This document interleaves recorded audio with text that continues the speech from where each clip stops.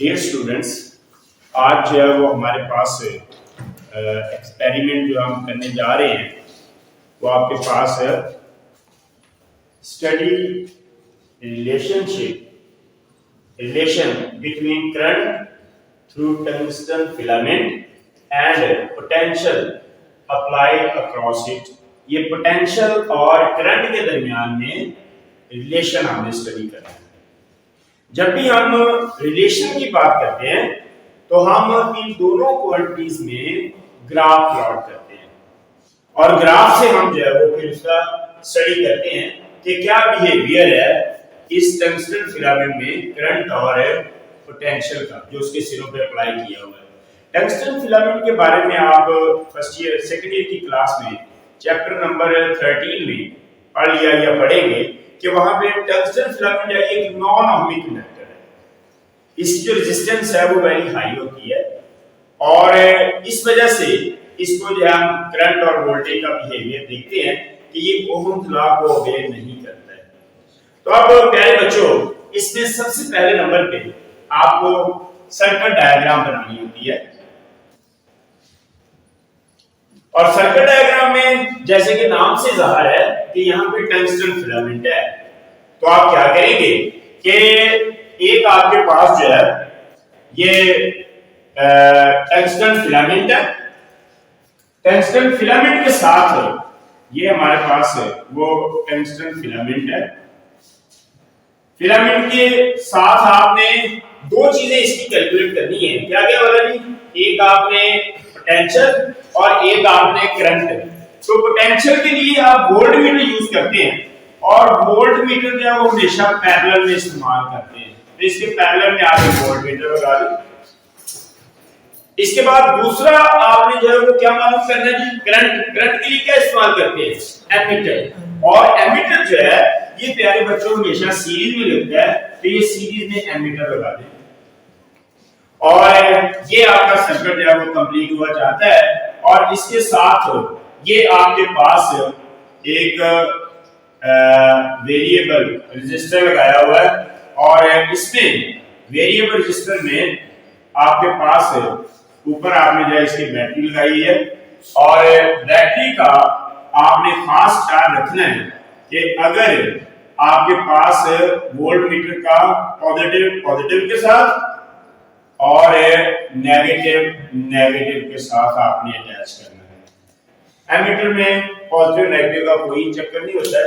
आपने पॉजिटिव को इधर पॉजिटिव टर्मिनल से, नेगेटिव को आपने नेगेटिव टर्मिनल से। तो ये प्यारे बच्चों हमारे पास सर्किट डायग्राम है। किसी भी चीज में क्रैनिंग आपने नहीं करनी है। यहाँ पे बड़ा सिंपल वे से मैंने बताया कि प्रैक्टिकल है क्या कि टंगस्टन फिलामेंट का आपने करंट और पोटेंशियल के दरमियान में रिलेशन वेरी करना है, स्टडी करना है। अब आपको बताया है कि यहाँ पे आपके पास टंगस्टन फिलामेंट है। अब दो चीजें कैलकुलेट करनी है, एक है करंट, एक है पोटेंशियल। तो पोटेंशियल के लिए वोल्ट मीटर इस्तेमाल करते हैं, वो पैरेलल में होता है, ये मैंने लगा दिया। और एमीटर में करंट मेजर करते हैं, वो आपने सीरीज में लगा दिया। अब इसके बाद ये इसके साथ बैटरी अटैच किया है। वोल्ट मीटर के साथ बैटरी अटैच करने का तरीका का ये होता है कि आप पॉजिटिव टर्मिनल को पॉजिटिव से वोल्ट मीटर के और नेगेटिव टर्मिनल को नेगेटिव से जोड़ते हैं।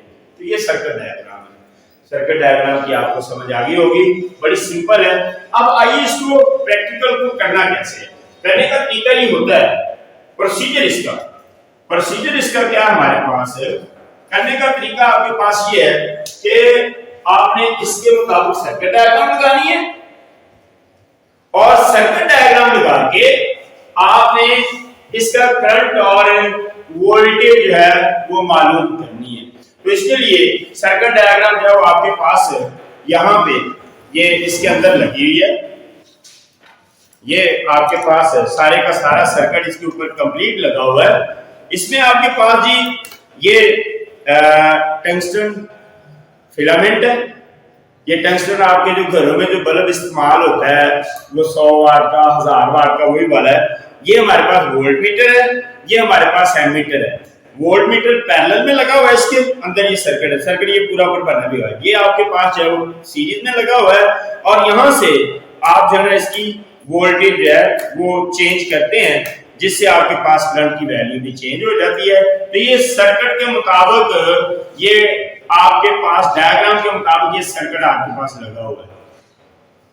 अब आपने करना कैसे है, करने का तरीका बड़ा ही आसान है कि आपके पास ये ऑपरेटर जो पड़ा है, आपने इधर जो है इसको ये पावर सप्लाई से जोड़ दिया। अब आपने क्या करना है कि यहां से वोल्टेज जो है उसको चेंज करना है। तो आप ये देखेंगे कि हमारे पास यहां से वोल्टेज चेंज करनी है, तो ये टंगस्टन फिलामेंट जो है वो जलना शुरू कर देगा। अब आपने यहां पे करंट और वोल्टेज मालूम करना है। इसके बाद आपने अगले स्टेप पे करंट और वोल्टेज मालूम करना है। फिर आपने नेक्स्ट स्टेप में फिर करंट और वोल्टेज मालूम करना है। फिर आपने करंट और वोल्टेज मालूम करना है। तो ऐसे आपने सारी की सारी रीडिंग जो है वो कैलकुलेट कर लेनी है। और आप एक चीज नोट करेंगे तो पहले बल्ब जो था वो ज्यादा चमक दमक के साथ चमक रहा था और बाद में आस्ता आस्ता जो है ये डिम होता जा रहा है। तो ये आपके पास बताता है कि शुरू में रेजिस्टेंस कम थी, बाद में रेजिस्टेंस ज्यादा हो गई। तो ये प्यारे बच्चों हमारे पास प्रैक्टिकल करने का तरीका है। इसको उम्मीद है आपको समझ आ गई होगी। अब हमारे पास नेक्स्ट है वो observations and calculations. Observations and calculation. Observation calculation में सबसे इंपॉर्टेंट जो है ना वो टेबल होता है। तो टेबल यहाँ पे इंतहाई आसान है। जो जो कुछ आपने कैलकुलेट किया है वो लिख दें, वही आपका जो है वो टेबल है। और उसके लिए आपने क्या क्या कैलकुलेट किया जी? Number 1 current, number 2 voltage. ये दो चीजें आपने कैलकुलेट की हैं। और जब हम रिलेशन स्टडी करते हैं तो फिर इनकी रेशियो निकाल लेते हैं। एक आप कॉलम उसका बना देंगे। तो अब आपके पास सबसे पहला जो है वो क्या होगा? Column number of observation. ये सारों में यही होता है। उसके बाद आपने क्या मालूम किया जी?